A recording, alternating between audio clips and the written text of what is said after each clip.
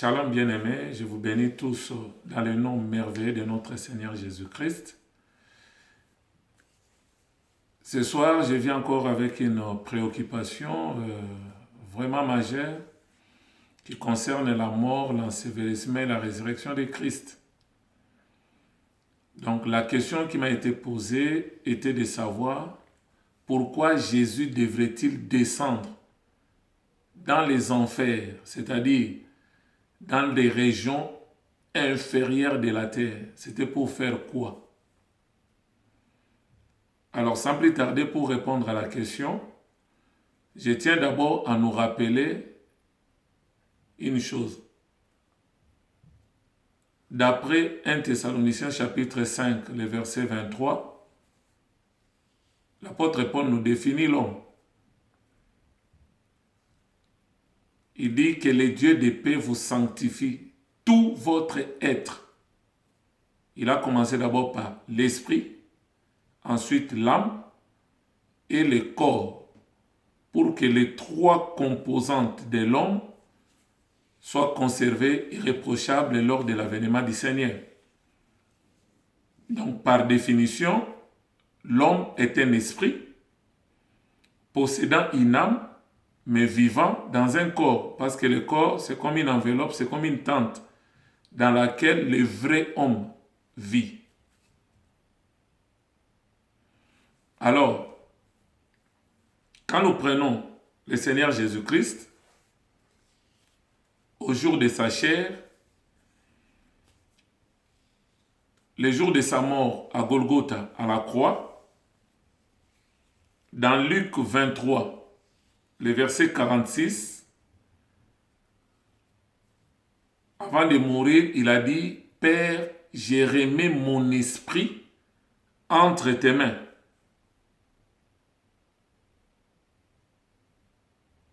Maintenant, son corps est resté encore à la croix. Maintenant, son âme devrait aller maintenant dans les séjours des morts. Son corps était ramené par Joseph d'Arimathée pour le mettre dans son sépulcre qu'il avait taillé sur les rochers. Là, vous allez voir dans Marc au chapitre 15, vous prenez les versets 43 à 46. Quand Christ est mort, il est allé voir Ponce Pilate pour demander le corps de Jésus.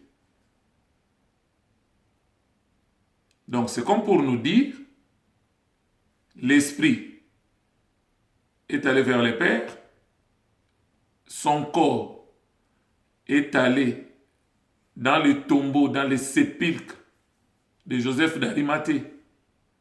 Maintenant, son esprit et son âme est allé maintenant faire un travail dans les séjours des morts. C'est pareil aussi avec nous les hommes. La Bible dit quand l'homme expire, quand l'homme meurt, l'esprit retourne à Dieu qui l'a donné. Son corps va par exemple dans des cimetières.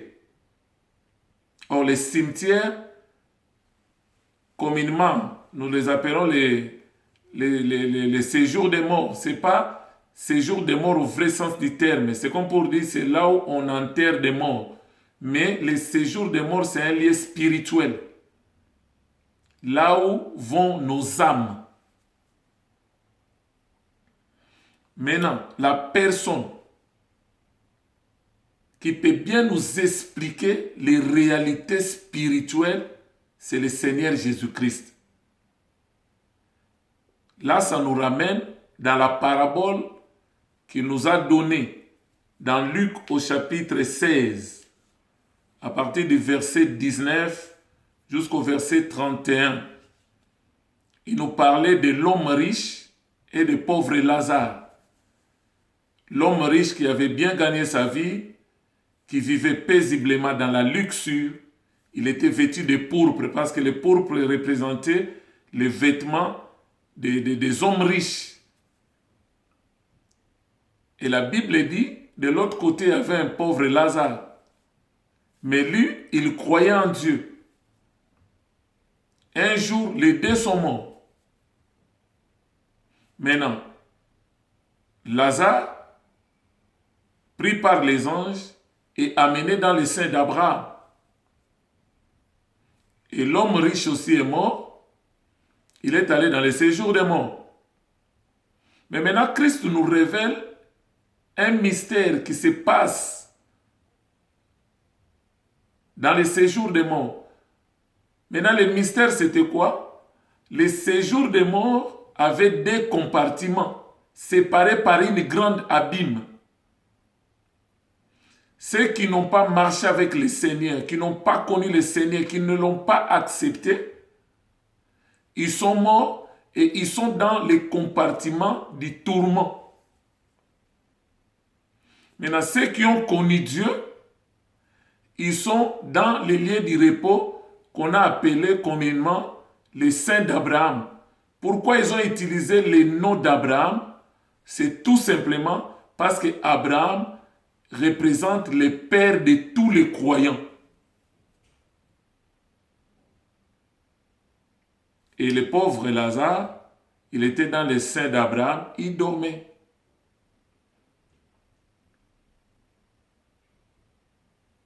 Mais pourquoi Christ devrait-il aller dans les régions inférieures de la terre? La Bible nous dit même dans Éphésiens chapitre 4, les versets 8 à 10, c'est lui qui est monté au ciel, il est le même qui est descendu dans des régions inférieures de la terre que nous appelons les enfers au pluriel. Mais il est allé maintenant pour libérer les captifs. Voilà la mission. Et n'oubliez pas que depuis la chute d'Adam, quand l'homme a vendu son droit d'aînesse à Lucifer, l'homme est devenu esclave du péché et de la mort. Lucifer a pris le dessus sur l'homme.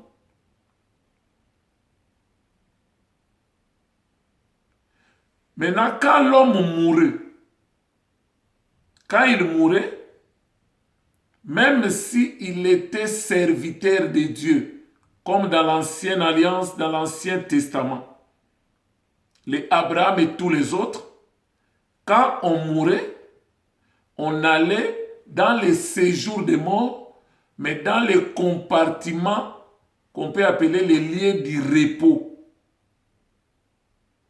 Que Jésus-Christ nous a parlé du sein d'Abraham.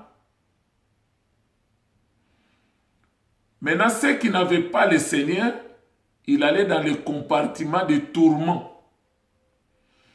Mais c'est comme vous êtes dans une prison, les autres, ils sont dans des lieux ordinaires,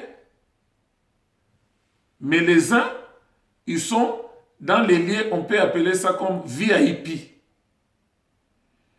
Mais n'empêche que les deux compartiments se trouvent dans une prison et celui qui a la clé de la mort et du séjour des morts, c'était Lucifer, Satan le diable.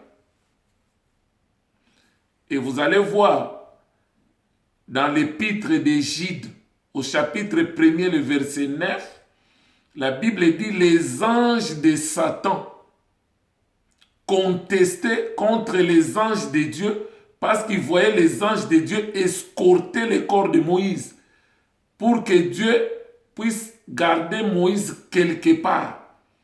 Maintenant, ils savaient qu'ils avaient droit que Moïse vienne aussi dans les séjours des morts comme tous les autres saints de l'ancienne alliance, de l'ancien testament qui étaient morts. Ils discutaient le corps de Moïse.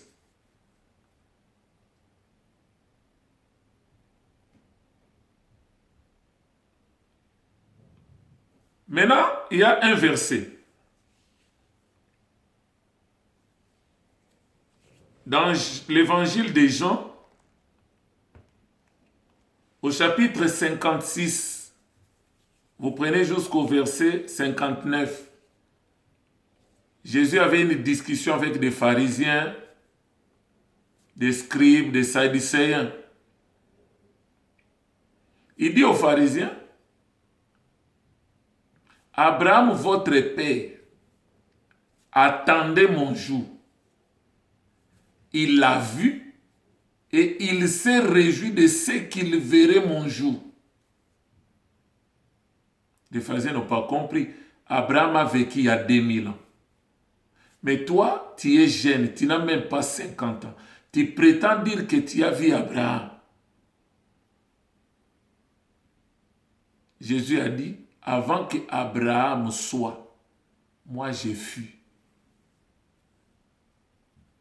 Donc j'étais avant Abraham.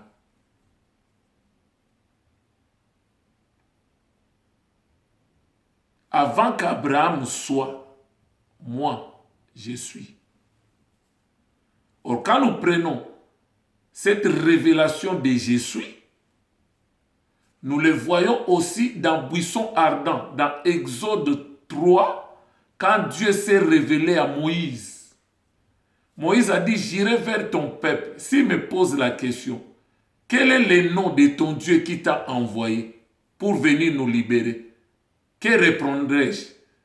Il a dit, tu leur diras, c'est lui qui s'appelle Je suis m'a envoyé.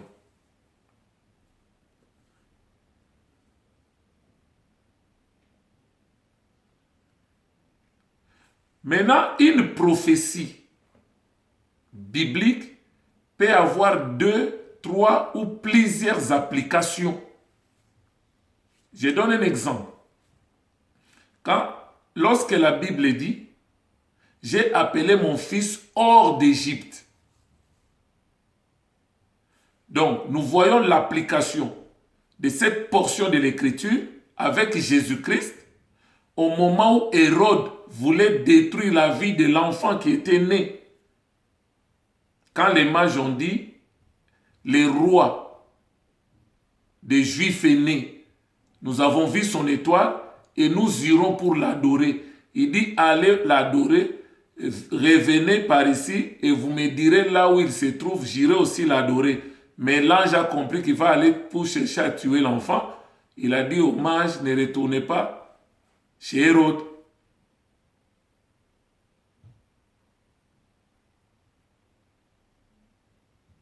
Donc, il a dit à Joseph, prends l'enfant et sa mère, allez en Égypte. Et au moment où Pharaon qui en voulait à la vie de l'enfant est mort, il a dit de sortir et de retourner. Donc nous voyons l'application avec Christ. Nous voyons aussi l'application avec Israël. Parce qu'Israël aussi, dans une autre forme de la prophétie, il est fils de Dieu. Au moment où il a envoyé Moïse pour libérer les enfants d'Israël, donc j'ai appelé aussi mon fils hors d'Égypte, donc ils doivent sortir. Et nous voyons aussi l'application avec l'église que nous sommes. On nous appelle Ecclésia, appelé hors du monde. Or, l'Égypte représente le monde. Ça dit, cette prophétie trouve aussi son application sur nous. Mais maintenant, quand Jésus a dit, Abraham, votre père, attendait mon jour, il a tressailli de joie de ce qu'il verrait mon jour. Il a vu et il a tressailli de joie. La première application de cette prophétie, nous le voyons dans Genèse au chapitre 18. Je prendrai même à partir du verset 10. Abraham était assis sur l'échelle de Mamré. Il a vu 3 hommes venir. Il est venu, il a adoré un seul homme. Ils étaient 3, mais il a adoré un. Parce qu'il savait que Elohim, le Seigneur, était là. Et c'était le jour où attendait Abraham pour recevoir la promesse, l'accomplissement de la promesse. Et c'était ce jour-là où l'Éternel lui dit, l'an prochain, à la même période, Sarah aura un fils. Je reviendrai. Sarah aura un fils. Et quand vous regardez dans la parole, vous ne verrez nulle part où l'Éternel était revenu comme ça. Mais il est revenu sous quelle forme? sur deux formes. La première forme, il est revenu sous la forme de la restauration. C'est-à-dire qu'il avait rajeuni Abraham et Sarah de l'intérieur pour qu'ils deviennent féconds et qu'ils puissent avoir Isaac. Mais sous une autre forme, il est revenu sous la forme du fils. Parce qu'au moment où il était venu se présenter à Abraham, accompagné de deux anges, c'était Elohim lui-même, comme le Père. Maintenant, lorsqu'il dit, je reviendrai à la même période, Sarah aura un fils, il est revenu sous la forme du fils. C'est ça la préfiguration d'Isaac, comme fils de la promesse. Mais ce n'est pas l'enseignement du jour. C'est pour essayer de nous faciliter un peu la compréhension. Mais maintenant, la deuxième application, depuis Adam, depuis sa chute, tous les saints qui sont morts, ils vont tout droit dans les séjours des morts, mais dans les compartiments de repos qu'on appelle les saints d'Abraham.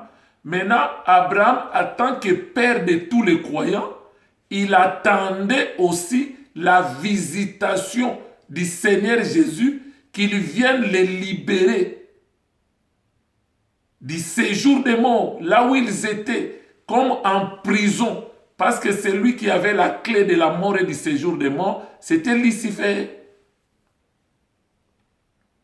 Donc Abraham attendait aussi ces jours-là. Là, c'est la deuxième application de cette prophétie. Maintenant, la Bible nous dit, dans 1 Pierre chapitre 3, le verset 18 à 20, Christ aussi a souffert une fois pour les péchés, lui juste pour des injustes, afin de nous amener à Dieu, ayant été mis à mort quant à la chair, mais ayant été rendu vivant quant à l'esprit. Verset 19, dans lequel aussi il est allé prêcher aux esprits en prison, qui autrefois avaient été incrédules lors de la patience de Dieu, se prolongea au jour de Noé pendant la construction de l'arche dans laquelle un petit nombre de personnes, c'est-à-dire 8, furent sauvées à travers l'eau.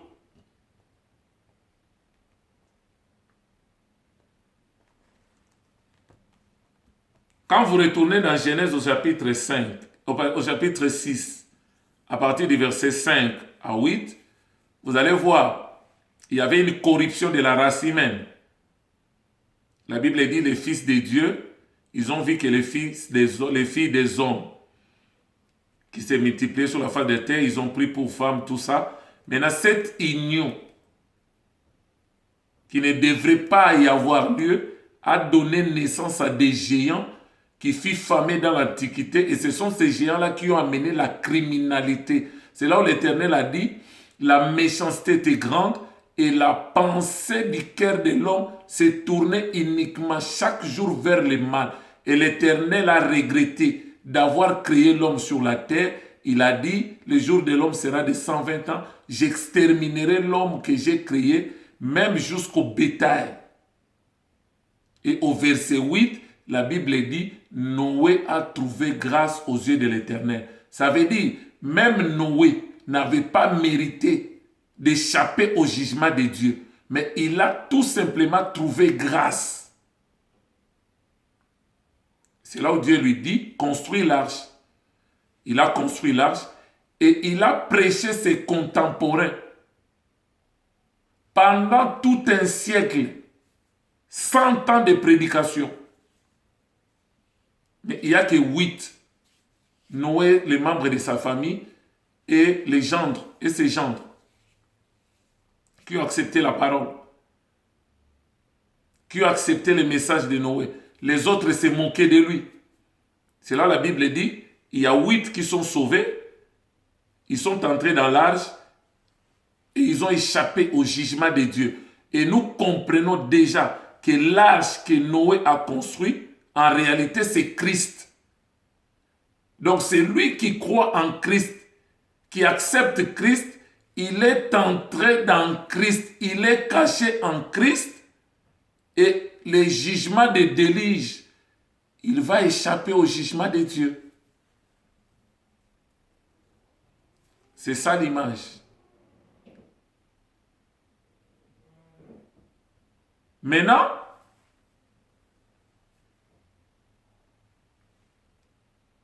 Christ à la croix, il a remis son esprit au Père, son corps est allé dans le sépulcre de Joseph d'Arimathée, son âme est allée faire un travail. Il est allé prêcher aux âmes, aux esprits qui étaient incrédules à l'époque de Noé. Pourquoi il devrait faire ça? C'était pour qu'il soit juste envers toutes les générations. N'oubliez pas, la Bible dit, bien des rois et des prophètes, ils ont désiré voir et entendre les fils de l'homme, ils n'ont pas pu parce que la mort les empêchait d'être permanents. Maintenant, ces gens-là, ils n'ont pas eu la grâce d'écouter Christ. Donc, pour que Jésus soit juste, tout en justifiant l'impie, il était obligé d'aller aussi proclamer l'évangile aux âmes qui étaient incrédules à l'époque de Noé. Maintenant, là, ça reste le mystère de Dieu. Ceux qui ont cru, Dieu lui-même les connaît. Ceux qui lui ont encore rejeté, Dieu lui-même connaît. Maintenant, si nous allons dans l'évangile de Matthieu, l'évangile de Matthieu au chapitre 27,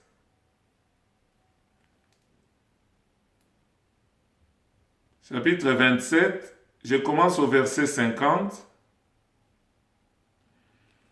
Que nous dit la parole de Dieu? Jésus poussa de nouveau un grand cri et rendit l'esprit. Et voici le voile du temple se déchirant en bas, depuis le haut jusqu'en bas. Se déchirant en deux, depuis le haut jusqu'en bas. La terre trembla, les rochers se fondirent, les sépulcres s'ouvrirent, et plusieurs corps de saints qui étaient morts ressuscités. Ces saints-là, ce sont tous les saints de l'ancienne alliance qui étaient morts. Mais ils ne sont pas sortis pendant que Christ était encore sur la croix. C'était après la résurrection de Christ pour que Christ soit le premier-né des morts et des ressuscités des morts. La Bible dit, étant sorti des sépulcres, après la résurrection de Christ. Parce qu'il ne pouvait pas sortir tant que Christ n'était pas enseveli et ressuscité comme prémisse. Parce que Christ, c'est les prémices des morts et des ressuscités des morts. Donc, étant sortis des sépulcres, après la résurrection de Jésus, ils entrèrent dans la ville sainte et apparurent à un grand nombre de personnes.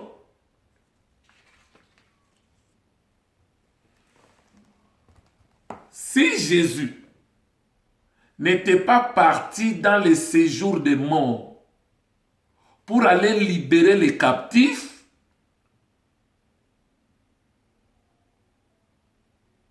les autres pouvaient plaider ou réclamer l'injustice.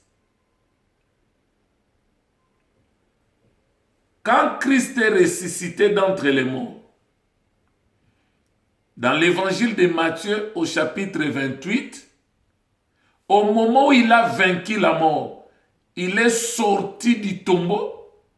C'est là où Christ a déclaré que tout pouvoir m'a été donné dans les cieux, sur la terre et sous la terre. Donc il ne pouvait pas prononcer cette parole aussi longtemps qu'il n'avait pas fait l'expérience de passer par la mort, d'être enterré, enseveli et de vaincre la mort et de sortir libre.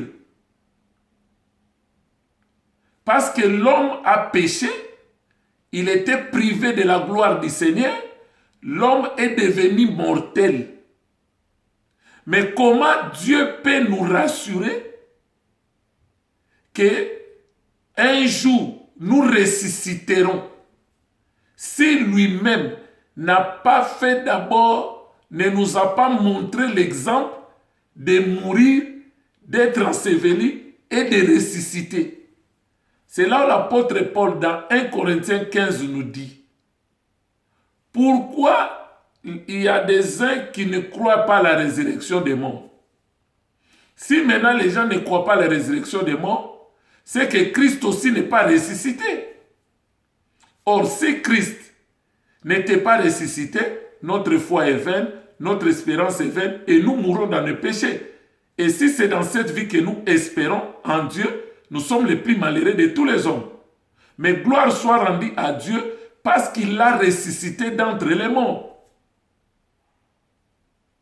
Comment je peux vous rassurer que ceux qui sont morts en Christ ne sont pas perdus si moi-même, Christ, je ne suis pas venu vous montrer l'exemple de mourir et de revenir à la vie?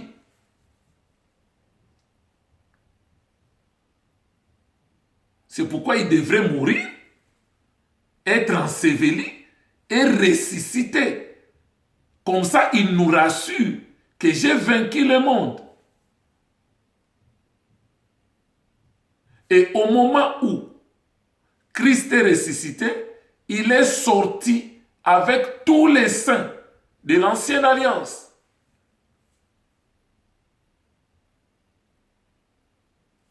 Parce qu'aux noces de l'agneau, notre mariage avec l'époux, il n'y a pas de mariage sans les invités. Avant que les mariés entrent même dans la salle, il y a d'abord les invités qui sont là, qui sont assis. Et nos invités, ce sont les saints de l'ancienne alliance. C'est pourquoi dans 1 Thessaloniciens 4, le verset 16 à 18, la Bible dit: à un signal donné à la voix d'un archange au son de la trompette. On n'a pas dit les morts en Dieu, on dit les morts en Christ ressusciteront premièrement. Ensuite, les vivants en Christ, ils seront transformés et ils iront tous à la rencontre de l'époux. Peut-être vous me poserez maintenant la question de savoir. Maintenant, les chrétiens ou les enfants de Dieu qui meurent maintenant, où vont-ils? Ils ne vont plus dans les séjours des morts. Parce que la parabole que Christ nous a donnée, il nous a révélé la condition avant sa mort et sa résurrection. Actuellement, ceux qui sont morts en Christ, Dieu les garde quelque part. Pourquoi? Parce que si vous prenez Apocalypse chapitre 20, à partir du verset 12 et le verset 15, on nous parle de la géhenne, ce que nous appelons communément l'enfer, les temps de feu. Et la Bible dit quoi? Tous les hommes qui vont comparaître devant le tribunal du grand trône blanc, personne ne s'en sortira. Mais ils seront tous à la fin jetés dans les temps de feu et de soufre, ce que nous appelons l'enfer et la géhenne. Maintenant, la Bible dit, et la mort et les séjours des morts aussi, ils seront tous jetés dans les temps de feu et de soufre. C'est ce que nous appelons la seconde mort.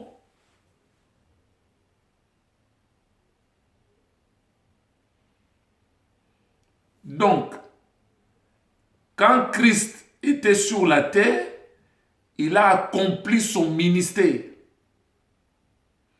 Maintenant, ça ne devrait pas s'arrêter là. Il devrait monter à la croix, mourir pour les péchés de l'humanité tout entière. Parce que Dieu, Ésaïe 53, il a fait reposer sur lui l'iniquité de nous tous. Et la Bible dit, il a plu au Seigneur de les briser par la souffrance à la croix. Maintenant, il est mort, son esprit retourne au Père, le corps dans les sépulcres de Joseph d'Arimathée, et son âme est allée faire un travail de libérer les captifs. Donc les jours où le père de la foi, Abraham, qui représente le père de tous les croyants, il attendait la venue du Fils de l'homme. Quand il l'a vu dans le séjour des morts, il a tressailli de joie de ceux qu'ils seront libérés, ils ne sont plus captifs. C'est là où Christ a repris la clé de la mort et du séjour des morts. Et quand il est sorti, il a déclaré « Tout pouvoir m'a été donné dans les ciels, sur la terre et sous la terre. » Maintenant, c'est Jésus-là, vit en nous. Selon Galates 2, les versets 19 à 20. Nous avons été crucifiés avec Christ, ensevelis avec lui, ressuscités à nouveauté de vie. Maintenant, si je vis, ce n'est plus moi qui vis, c'est Christ qui vit en moi. Comme Christ vit en moi, moi aussi, j'ai maintenant tout pouvoir. C'est là où la Bible dit, ne craignez pas, c'est lui qui peut détruire le corps. Satan peut détruire le corps, les hommes peuvent détruire le corps, mais craignez plutôt Dieu qui peut détruire et l'esprit, et l'âme, et le corps, et il les jette dans la géhenne.